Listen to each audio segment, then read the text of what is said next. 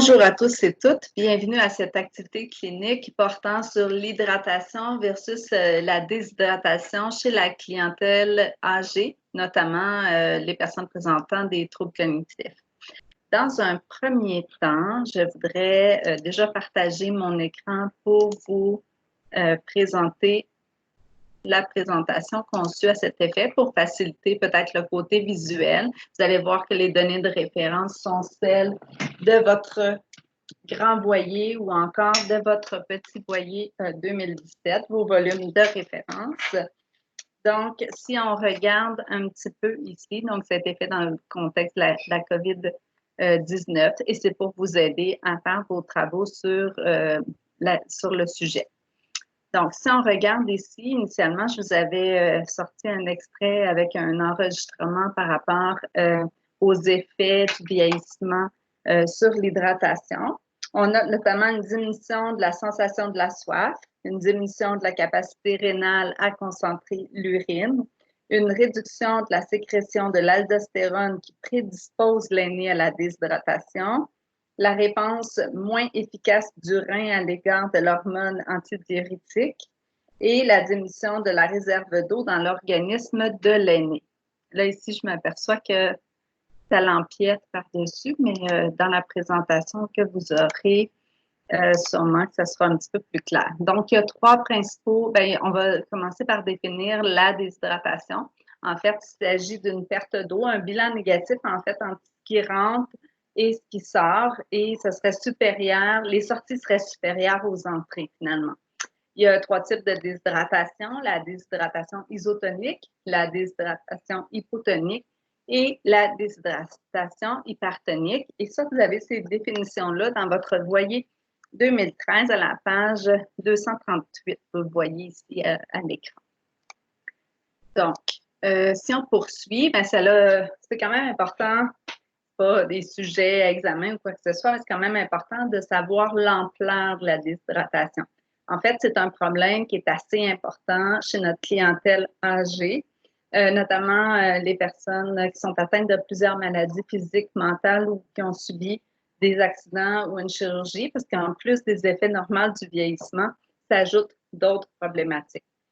Donc, on dit que 50% des aînés admis à l'urgence seraient déshydratés. Donc, 80% de ce nombre proviendrait en fait de la communauté. Il y a une étude qui démontre que seulement 39% des aînés des unités gériatriques seraient correctement hydratés. C'est quand même assez un grand nombre. En CHSLD, de 32 à 96% des aînés ne boivent pas suffisamment d'eau et 50% de ces derniers consomment moins de 1500 millilitres quotidiennement. Donc, si on poursuit, les conséquences, en fait, de la déshydratation sont quand même importantes.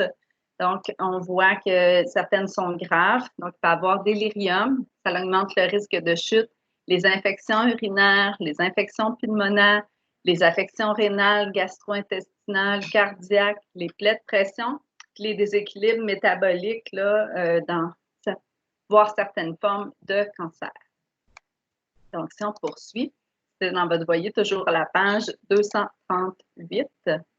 Et on va continuer avec les conséquences, mais d'un autre ordre, parce que ça affecte aussi la pharmacocinétique des médicaments. Ça peut exacerber un problème médical qui est déjà existant. L'hyposalivation consécutive à la déshydratation nuit aussi à l'homéostasie orale en causant une augmentation des bactéries buccales, puis ça crée aussi la mauvaise haleine. Ça augmente le risque de carie dentaire et de candidose. Ça rend la mastication et la déglutition plus difficile. Ça augmenterait aussi le risque d'hospitalisation récurrente et de mortalité. Le traitement de mortalité de déshydratation est 3 fois plus élevé que les fractures de hanche. Puis ça l'entraînerait 1628 $ jour d'hospitalisation. Donc, c'était toujours à la page 238 de votre volume de référence. Si on poursuit. Donc, ici, vous voyez, j'ai quand même rajouté les éléments par rapport au vieillissement normal que vous pourrez prendre connaissance à la page 238 et 239. Tantôt, je vous ai donné comme le résumé du petit voilier 2017. Celui-là, c'est celui du voilier de façon un peu plus détaillée, voilier 2013. Et on poursuit. Donc, ici, je trouve ça quand même intéressant, mais pour ce faire, on va aller, je vais juste prendre le volume de référence.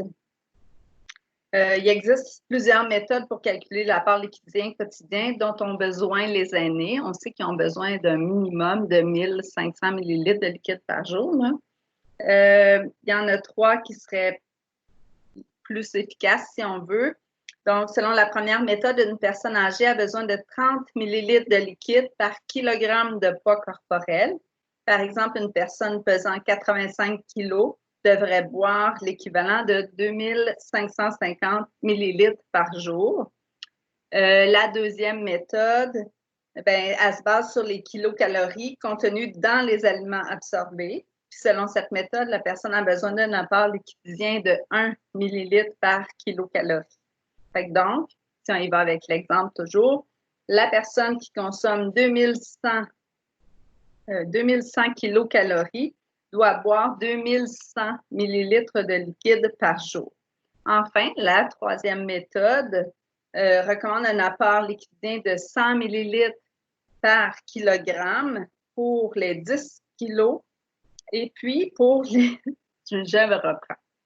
On recommence. Donc, la troisième méthode recommande un apport liquidien de 100 millilitres par kilogramme pour les 10 premiers kilos de poids corporel, et par la suite, 50 millilitres par kilogramme pour les 10 kilos suivants. Puis, pour la suite, ça, c'est 15 millilitres pour chaque kilo additionnel. Excusez-moi, parce que j'essayais de lire. En même temps, j'avais tout bien résumé à l'écran. Puis c'est en couleur, ça devrait être plus facile et plus attrayant. Si je regarde ici, toujours dans les facteurs prédisposants, il y a les maladies, puis il y a les besoins de base. Donc, dans les maladies, on retrouve notamment nos troubles cognitifs. Des fois, ils oublient de consommer. Fait outre dans le vieillissement normal, le fait qu'ils ne ressentent ou ressentent moins la soif, ils peuvent oublier tout simplement de s'hydrater, ce besoin-là. Quand il y a une dépression, naturellement, c'est plus difficile de s'hydrater. S'il y a de l'hyperthermie, ça peut arriver que ça crée la déshydratation, le diabète. Ça peut être la difficulté tout simplement à prendre son verre d'eau et à le consommer, la dysphagie, les problèmes visuels, les diarrhées, vomissements, mais les autres, ça va être parce qu'il y a une trop grande excrétion là, de liquide biologique. Donc, si on regarde dans les besoins de base, ils sont dépendants de nous, fait que ça devient plus difficile. On l'a dit, des fois, il y a de l'inappétence, puis il y a aussi une diminution de la soif. Puis ils ont besoin de notre aide, tant pour s'alimenter que pour s'hydrater.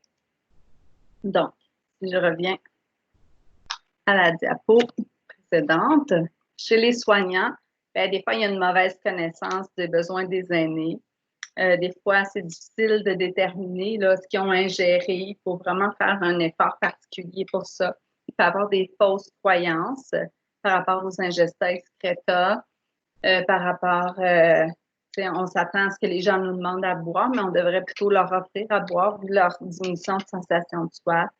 La méconnaissance sur les manifestations cliniques typiques, mais aussi atypiques. Puis, des indications là, reliées à la dysphagie, donc la détection adéquate de la dysphagie. D'autres facteurs qui peuvent être précipitants, c'est sûr que si on leur met des contentions physiques au poignet, c'est pas très favorable à ce qu'ils s'hydratent. L'environnement physique qui est chaud ou plutôt sec, ou du matériel qui est mal adapté à leur capacité pour qu'ils puissent s'hydrater eux-mêmes. Ils peuvent avoir de la difficulté à ouvrir des contenants, prendre le verre. Ils ont peut-être crainte d'être incontinents, donc ils vont boire moins, mais au contraire, ça accentue le problème. Et plusieurs médicaments qui peuvent naturellement avoir soit un effet diurétique ou autre. Donc, ici, on a quand même des manifestations cliniques. Ceux-là sont tirés de votre voilier 2013. Je n'ai pas écrit la page, mais ça devrait être dans les pages, là, je suis dans les manifestations. Donc, c'est à la page 240 de votre volume Voyer. Donc, on le dit, en diminution de la soif et sécheresse buccale, contrairement à l'adulte, ils peuvent avoir des étourdissements reliés à l'hypotension orthostatique, des céphalées, des sentiments de lassitude, de la fatigue, inappétence, l'intolérance à la chaleur, des crampes musculaires. Ils vont peut-être avoir des problèmes d'élimination, comme la constipation, par exemple, ou de la dysurie ou des douleurs mictionnelles. Si l'état s'aggrave, mais ça peut aller jusqu'à des douleurs abdominales ou encore des douleurs à la poitrine. Et on poursuit. Donc là, on s'enligne un peu avec votre volume Voyer 2017 qu'on va revoir tantôt. S'il y a une situation aiguë, donc on fait une anamnèse avec le PQRST-U et par la suite, on surveille toujours les manifestations typiques qu'on vient de regarder en partie, mais on peut les revoir ici. Sensation de soif extrême, pâleur, assèchement. C'est nouveau pour vous, là, je ne l'ai pas nommé encore, mais la langue sèche, la langue fissurée avec des sillons longitudinaux, l'absence de salive, la peau sèche et chaude, l'absence de transpiration, la tachycardie, les palpitations cardiaques, l'hypotension, on en a parlé tantôt, ça peut inclure notamment l'hypotension orthostatique. On se rappelle que les changements atypiques, c'est surtout chez nos gens qui ont des troubles cognitifs. Donc, il y a un changement dans l'état mental, un changement dans la perte d'autonomie, changement dans le comportement qui peuvent se manifester au niveau de l'état mental par un délirium ou une altération de l'état de conscience, dans la perte d'autonomie par la faiblesse ou la fatigue. Il peut y avoir aussi des pertes d'équilibre, des chutes, constipation, les yeux creusés et cernés, des céphalées, des étourdissements, des pertes de poids rapides. Donc, ça, c'était, on l'a dit, dans votre volume 2017. J'ai fait comme une genre de capture, animation avec tout ça, mais là, je ne vous ai pas, j'ai choisi de vous l'enregistrer dans Teams plutôt que de passer par le document lui-même pour ne pas alourdir la présentation. Donc, des conseils pratiques en ce qui concerne les particularités gériatriques au niveau de l'hydratation, mais ça peut s'appliquer en partie avec la dénutrition. Donc, souvent, on va apporter une lampe. La salive, elle va briller un petit peu avec la lumière. Naturellement, on va utiliser des gants, la baisse-langue. Est-ce que c'est collant lorsqu'on l'applique? Au lieu que là, on a les gants, des fois, c'est plus difficile à voir. Mais est-ce que ça colle? Fait que si c'est déshydraté, ça va avoir tendance à coller un petit peu. Puis lors de l'évaluation de l'hydratation, bien, on va essayer de faire plusieurs tests parce qu'il n'y en a pas un qui est parfaitement spécifique, parfaitement sensible pour dire je fais un test et ça conclut sans doute, sans aucun doute, l'hypothèse de déshydratation. Il faut un ensemble de données pour ce faire. Il faut d'abord évaluer l'état de conscience et l'attention, car la déshydratation peut se manifester par un délirium, en fait. Donc, on fait ouvrir la bouche à l'aine avec un trouble neurocognitif qui ne comprend pas les consignes. Ça se peut que des fois, on utilise la technique là, de masser un petit peu les muscles de la mâchoire ou un léger mouvement de grattage sous le menton. Ça peut faciliter pour faire ouvrir la bouche. Et ça, c'était dans votre Voyer 2017 à la page 308. Si on regarde ici, bon, pour la détection, là, on est dans vraiment notre examen clinique. On l'a dit tantôt, on va circonscrire les manifestations de déshydratation. Vous avez un petit rappel là, de ceux que vous avez vus, notamment dans votre Voyer 2013, dans la colonne de droite. On va aussi faire un examen physique, on y revient. Et on va vérifier l'état de la cavité buccale. On va faire un test de turgor cutané, soit au niveau du fond, soit au niveau du thorax. On peut prendre les signes vitaux et faire des tests complémentaires qu'on va voir dans les diapos suivantes. Donc, au niveau de l'inspection, on l'a dit, on va vérifier la sécheresse de la langue et des muqueuses. On va regarder s'il y a des sillons longitudinaux sur la langue, s'il y a absence de salive sur la langue, mais aussi sous la langue. On va regarder l'état des gencives et des lèvres. On l'a dit aussi, on l'a ajouté là, avec le Voyer 2017 tantôt. La personne, est-ce qu'elle a les yeux tirés? Est-ce qu'ils sont cernés, creux? Est-ce que les veines au niveau du cou semblent aplaties? aussi, lorsqu'elle est en position couchée, est-ce qu'on soupçonne un délirium? Est-ce qu'il y a une perte de poids rapide et involontaire? Son IM6 qui est en bas de 20 pourrait être d'autres signes, des indicateurs de déshydratation. Je l'ai mentionné tantôt, hein, s'il y a une diminution au niveau du turgor, soit au niveau du front ou du sternum, ça peut être indicateur de déshydratation. En fait, quand la peau reprend, la peau prend sa forme initiale en deçà d'une seconde, bien, le résultat il est normal. Okay? Ici, on précise que chez les aînés, on le fait au niveau du front ou du sternum parce que il y a les modifications en fait, du tissu adipeux sous-cutané, puis la perte d'élasticité est moins affectée dans ces deux régions-là. Excusez, je déparle beaucoup aujourd'hui. Évaluer la force musculaire des membres supérieurs et inférieurs. Puis souvent, il va y avoir une diminution du pouls pédieux, il va être faible à absent. On l'a dit tantôt, possibilité d'hypotension orthostatique. Donc, là-dessus, on vous en a glissé un mot aussi dans situation à risque. Donc, peut s'ajouter à ça, et ça c'est toujours selon votre voyer 2013, certains examens de laboratoire qui vont aller voir justement les électrolytes, entre autres. Fait que vous pourrez jeter un petit coup d'œil à ça. Ici, on retrouve à la page 297 de votre voyer 2017 les mêmes informations par rapport à l'inspection. Si on poursuit dans la prochaine diapo, il y a aussi les suites de l'inspection avec l'inspection de la bouche, de la salive, etc. Et la palpation, donc qui est votre turgor ici, vous avez les mêmes informations, mais vraiment les plus récentes selon votre voyer 2017. Donc, si je poursuis, la suite ici, mais là, on est dans un examen clinique de suivi, OK, d'une déshydratation. Donc, on va faire l'anamnèse, le bilan hein, des choses, des problèmes de santé ou de la dernière problématique qu'il y a eu, puis on va aller questionner sur les manifestations qui peuvent être là ou qui sont absentes. On va refaire un examen physique, dont l'inspection avec l'état mental et tout ça chez nos aînés. On va poursuivre au niveau de la salive, savoir qu'est-ce qu'il y en est. On va regarder le bilan des ingestats excréta aussi. On va suivre le poids, puis on va toujours continuer avec le turgor cutané notamment. Donc, ça vous donne certaines indications au niveau de l'examen clinique de suivi.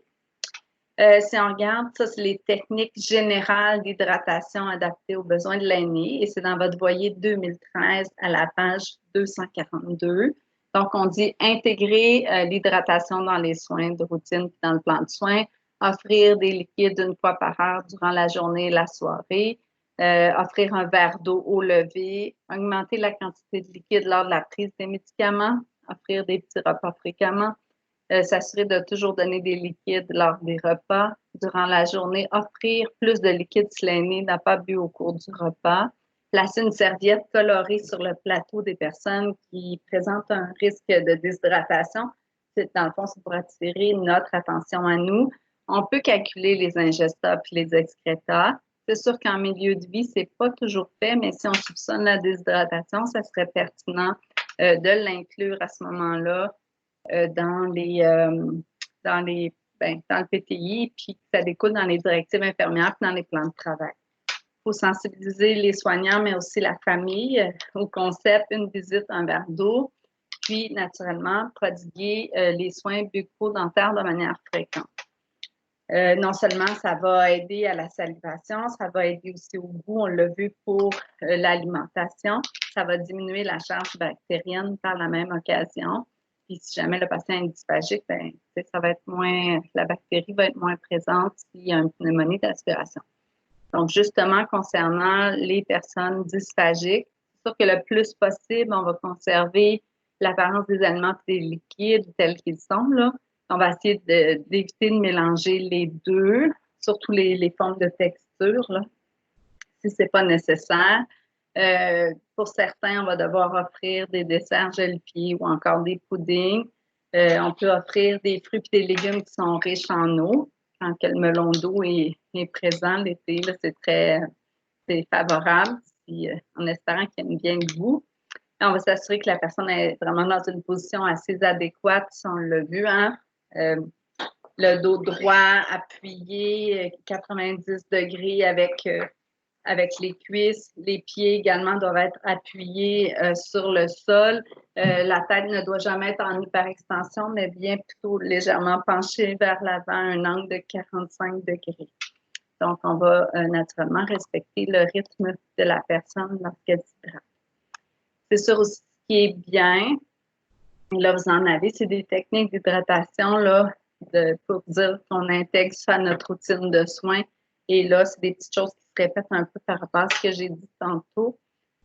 Donc, je n'y reviens pas. Et ici, on a quand une personne a des troubles neurocognitifs, puis de la dysphagie. Donc, il y a des petites choses qui reviennent là, pour certains éléments que je vous ai mentionnés, mais sont peut-être plus visuels. Et ça, c'est parce qu'au début, c'était des recommandations plus générales. Et là, je vous l'ai mis selon le programme Robinson et Rocher ici, là. Donc, pour l'arthrite, c'est sûr aussi que ça nous prend des fois des contenants ou des ustensiles qui sont adaptés. Ustensiles pour l'alimentation, mais sinon, les autres verres pour l'hydratation. Au besoin, utiliser une paille, mais on se souvient que des fois, avec certaines consistances, c'est pas recommandé. Donc, s'assurer de tenir ça en compte. Donc, important de personnaliser nos interventions tant dans le PSPI ou le RSPI que dans le PPI. Et une petite image que j'aimais bien. Donc, je vais conclure le tout. C'était pas une activité, c'était pas un vidéo obligatoire, c'est pas un cours théorique. Je l'ai fait simplement dans l'idée de vous aider à compléter vos lectures de vos chapitres sur l'hydratation versus déshydratation. La présentation, bien humblement, je l'ai fait spontanément. C'est ça, pour vous aider, ça va vous aider à compléter l'activité clinique pour laquelle vous avez des pondérations somatiques. Fait que sur ça, je vous souhaite une bonne fin de visionnement.